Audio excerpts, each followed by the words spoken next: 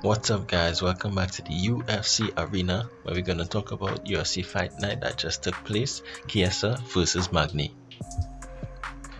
Okay, guys, so for the first fight, we had Tom Breeze versus Omari Akhmedov. This fight was a lot of grappling, but not boring grappling though, like a lot of transitions, changing of positions, and it was pretty exciting to watch actually. Omari Akhmedov, he's a strong wrestler and he was able to take Breeze down a lot.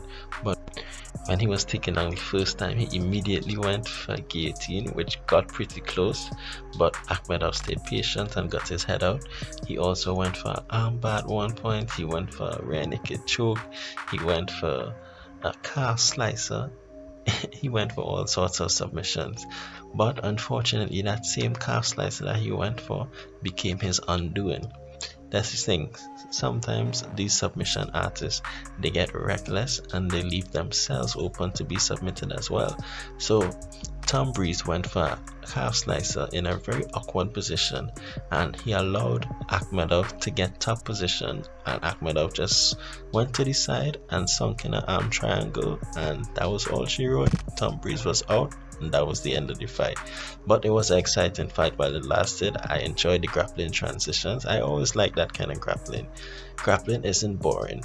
That's a misconception. Certain fighters, the way that they use grappling is boring. Next up, we had Lerone Murphy versus Silva de Andrade. There's not that much to talk about in this fight. Lerone Murphy is an undefeated fighter. He's 10-0-1, which means he has a draw. And he looked good in this fight. He won this fight. He had good movement. He was keeping Silva de Andrade at distance, and that's always what you want to do when you have the reach advantage. A lot of fighters sometimes don't use their reach, but Murphy did a good job of using his reach and controlling distance, because Silva de Andrade, he was lunging in with powerful punches and he was having a hard time connecting on Murphy because of the movement. He was able to jump back just out of the way of a lot of the shots, and he was doing well, especially for the first two rounds.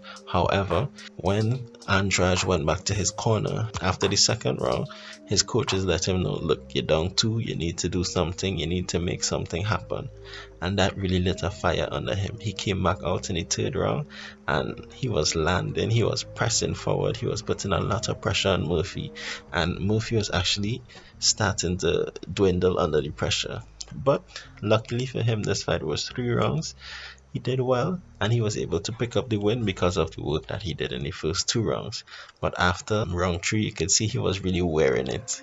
His face was busted up, his eye was swollen. So it was a hard fight for him, but a good learning experience overall. He should do well in the future.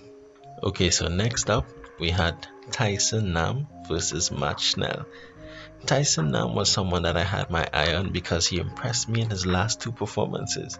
He has a powerful right hand that he really relies on, and he knocked out his past 2 opponents in the first round. And I had my eye on him. I was really watching him and I thought that he would win this fight, because Matt Schnell, as of late, he hadn't been doing too well. He's somebody that I actually followed since the Ultimate Fighter days, so I always knew of him, and I actually really liked him when he was in the Fighter House. He had a good, well-rounded game. He used to threaten with submissions, he used to threaten on the feet, and I liked him.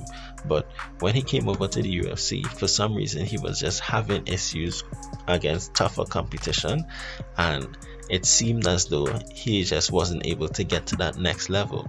But watching him in this fight, he really impressed me. He had crisp, sharp boxing, he had good movements, his speed was on another level, and I would really say he was impressive.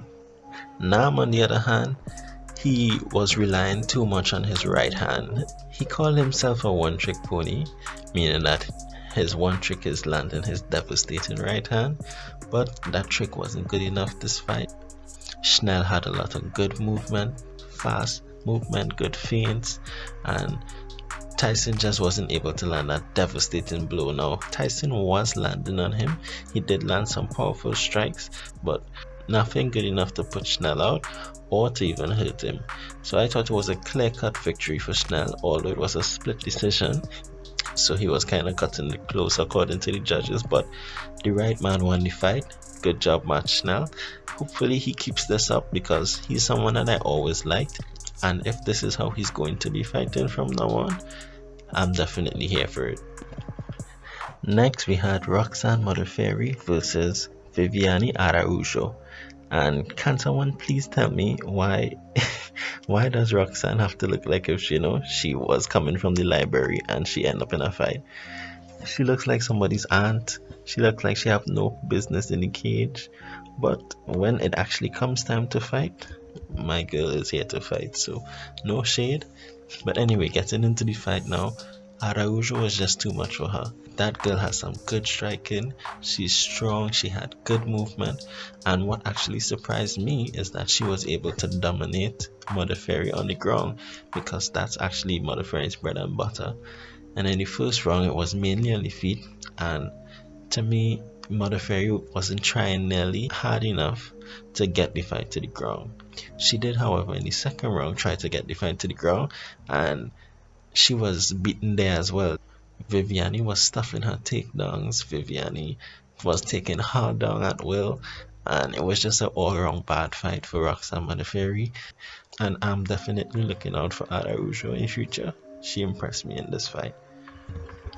Next, we had Villanueva versus Moreira. This was a light heavyweight bout, and I must say I wasn't very impressed with either guy. They seemed pretty slow to me, they seemed pretty basic to me, but it was a pretty okay fight, or a subpar fight, up until the finish. The finish was a vicious knockout.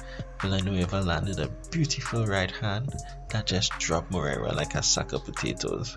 And that was all she wrote. Walk off KO. Not really impressed with either guy. It was a good knockout though. I don't see either of these guys becoming serious contenders in this division. Next, we had the co-main event, Wally Alves versus Munier Lazes. And this fight, I would give Wally Alves the performance of the night, because that man was vicious, that man was aggressive. He just completely sunned this man. It looked like if a big man was beaten up on a schoolboy. It looked like if the big brother was fed up with the little brother, because boy, this fight wasn't even close.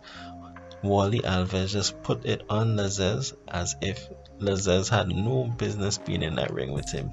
He was vicious, one of the most aggressive fighters I've seen in that ring.